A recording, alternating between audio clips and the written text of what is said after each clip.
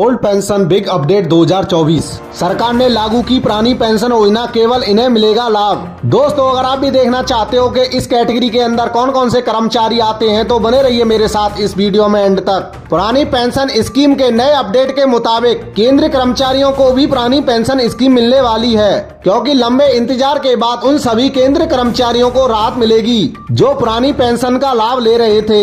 वर्षों पहले और बाद में जब नई पेंशन योजना आई तो उन्हें कुछ समस्याओं का सामना करना पड़ा, क्योंकि नई पेंशन योजना में पुरानी पेंशन योजना की तुलना में कम सुविधाएं और लाभ मिलते थे, जिसके चलते केंद्र कर्मचारी मांग कर रहे थे कि पुरानी पेंशन योजना लागू की जाए। तो सरकार ने नया कदम उठाते हुए केंद्र कर्मचारियों को पुरानी पेंशन योजना चुनने का विकल्प दिया है, जिसे जानना आपके लिए इसलिए जरूरी है। नया अपडेट और नवीनतम समाचार निष्पक्ष होना जरूरी है। पुरानी पेंशन योजना को लेकर कुछ नई खबरें आ रही हैं। केंद्र कर्मचारियों में काफी घबराहट होने वाली है, क्योंकि अगर आप लंबे समय से केंद्र सरकार के कर्मचारी हैं या आपके परिवार में कोई केंद्र कर्मचारी है तो नई अपडेट जानकर आप काफी खुश होने वाले हैं। पुरानी पेंशन इसलिए क्योंकि इस अपडेट के मुताबिक सभी केंद्र कर्मचारी बेहद खुश होने वाले हैं। सरकार के एक कदम के बाद कर्मचारियों को पुरानी पेंशन योजना का लाभ मिलने जा रहा है। नेशनल स्काई पेंशन कर्मचारियों को दिए जाने वाले फ्लैट और महंगाई भत्ते का 10% राज्य सरकार को दिया जाता है। राजस्थान में पुरानी पेंशन योजना के तहत कर्मचारियों की संख्या 52,472 है। इन खातों में राज्य सरकार द्वारा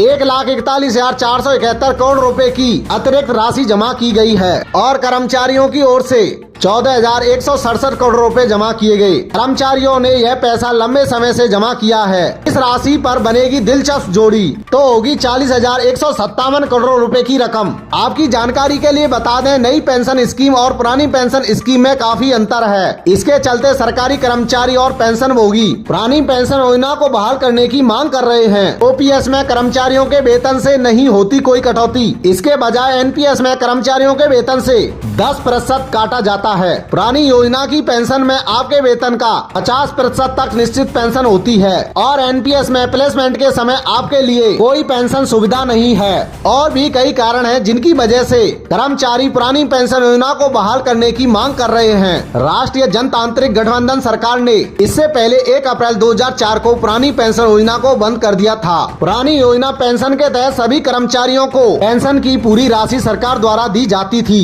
इस पेंशन की नियुक्ति का समय कर्मचारी के वेतन पर आधारित होता था। इस योजना के तहत संगठन के किसी कर्मचारी की मृत्यु के बाद उसके शव को पेंशन भी दी जाती थी। नई पेंशन योजना के तहत कर्मचारियों को पेंशन के लिए उनके मूल वेतन का 10% दिया जाता है, जबकि राज्य सरकार इसमें 14% का योगदान देती है। अटल बिहारी वाजपेयी सरकार ने अप्रैल 2005 में नियुक्त कर्मचारियों के लिए पुरानी पेंशन योजना को बंद कर दिया था। इसके स्थान पर नई पेंशन योजना लागू की गई थी। इसके बाद राज्यों ने भी नई पेंशन योजना को अपनाया। इसके बाद नई पेंशन योजना चल रही है। दोस्तों, हमें कमेंट बॉक्स में कमेंट करके जरूर बताना, क्या नई पेंशन योजना बंद होनी चाहिए या नहीं।